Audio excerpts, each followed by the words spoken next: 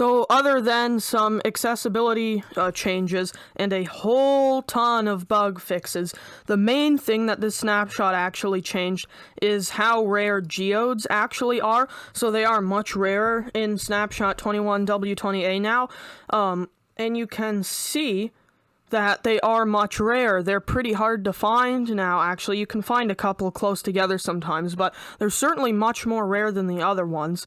So this is an article by Mojang on the Amethyst shard and the geodes in general. So it says, in the first part of the upcoming Caves and Cliffs update, because again, it is going to be 1.17 and 1.18, Minecraft is getting a lot of exciting new underground features, a lot of which they delayed to 1.18, which the Warden, I think, which was I was most excited for. One of those is the Amethyst geode, an uncommon geological formation that contains a new resource, Amethyst shards.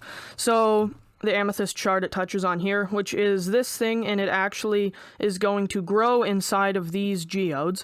So more on the geodes. Here's how they work. Geodes spawn underground and are surrounded by smooth basalt blocks. It'd be really interesting to see basalt generate naturally in the overworld, but they're also partially submerged in some kind of solid block, usually stone. So what I'm interested to see is, since they are delaying the depth decrease to 1.18, are they also going to move these farther down with it?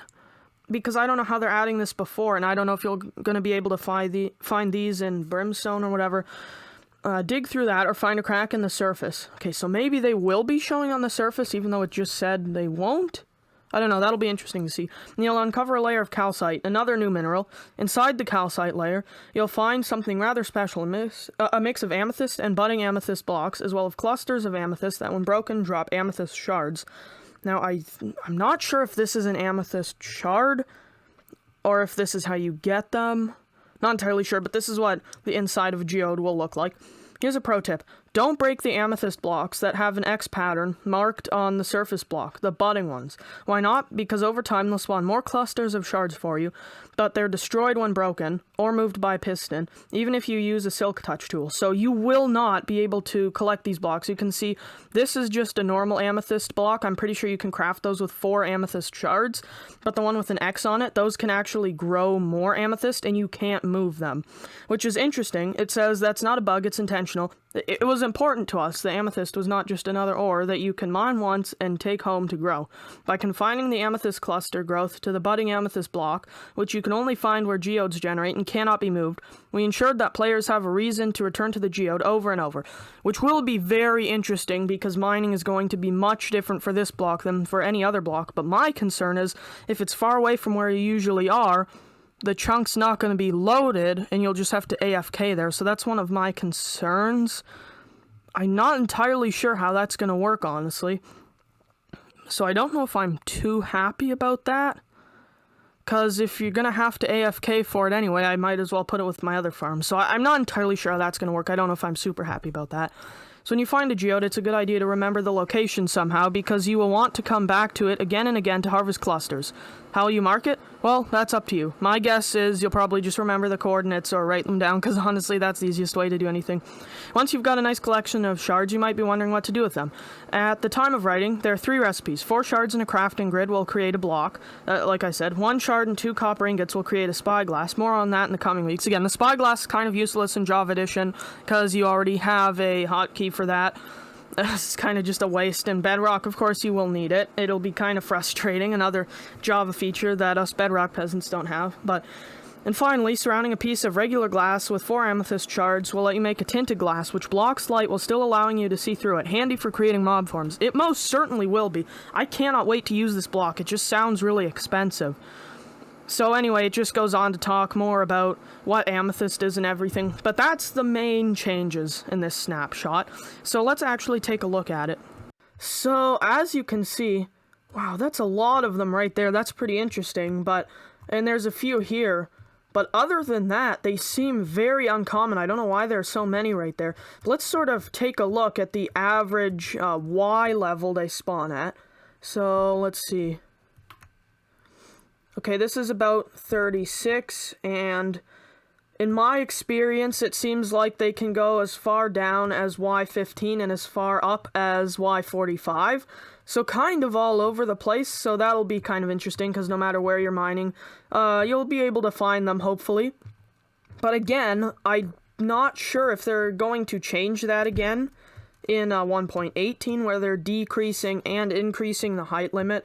But I just want to show you these new blocks real quick. I know these were in previous snapshots, but I'm just really not happy with it. This is what iron looks like now. Like, this is disrespectful to classic Minecraft. I really wish we still had the original iron texture. I know it's for accessibility. If you're colorblind, then you can see that this is iron, because otherwise they all look the same.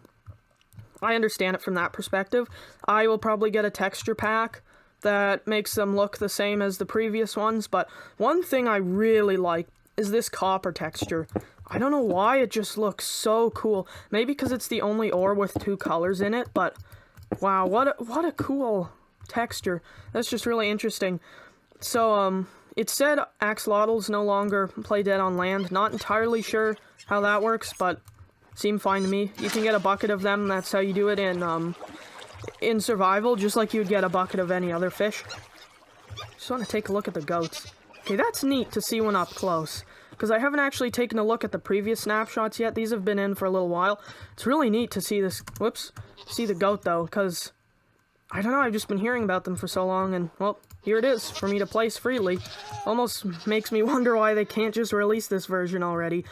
But let's just take a look at the new cave generation, which, of course, isn't going to be the same, because, of course, 1.18 is when they're really changing it, but they still have a few changes here. Like, yeah, the caves certainly have a lot more variety now. I have to show you this block I really like, which is, what is this called again? Glowlichen, or however you pronounce that. That'll be a really neat thing to find, because it just looks so cool, like exploring through a cave, and just a soft glow as you're exploring it, and then of course the variety from other things too. Like, let's just take a look. There's not much of the new generation, of course, because they haven't changed the limits and everything. So the shape of the caves are going to be much different, but yeah, it is kind of cool. Ooh, leg spike. Oof, what caused that? Anyway, it is kind of cool to go through here. So yeah, that will conclude it for Snapshot 21w20a, so thank you for watching, everybody. I hope you're excited for Caves and Cliffs as I am, so I hope you'll subscribe, and I will see you next time.